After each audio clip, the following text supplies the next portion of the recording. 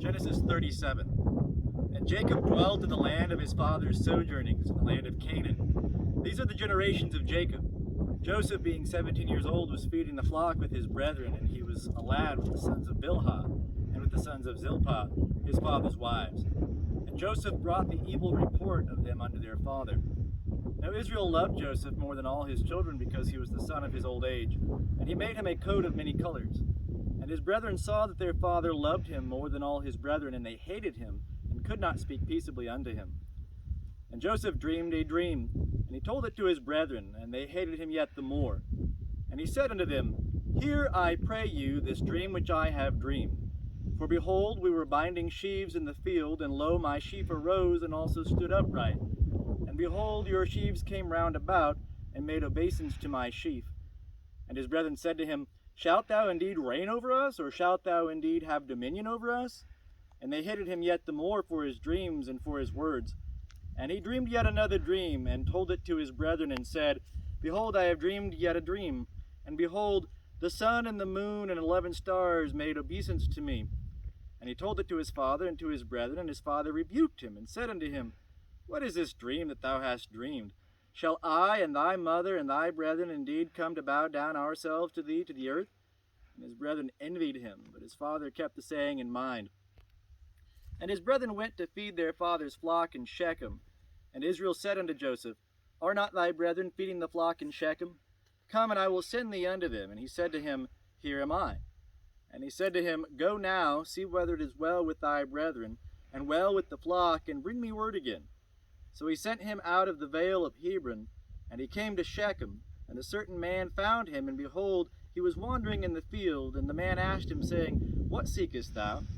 And he said, I am seeking my brethren. Tell me, I pray thee, where they are feeding the flock. And the man said, They are departed hence, for I heard them say, Let us go to Dothan. And Joseph went after his brethren, and found them in Dothan. And they saw him afar off, and before he came near unto them, they conspired against him to slay him. And they said one to another, Behold, this dreamer cometh. Come now, therefore, and let us slay him, and cast him into one of the pits. And we will say, An evil beast hath devoured him, and we shall see what will become of his dreams.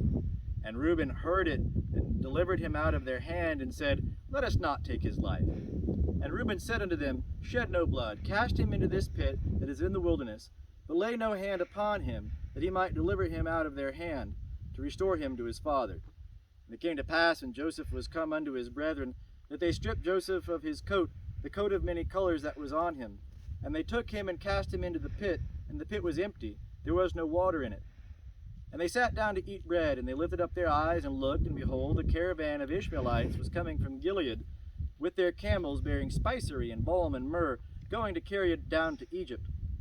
And Judah said unto his brethren, What profit is it if we slay our brother and conceal his blood?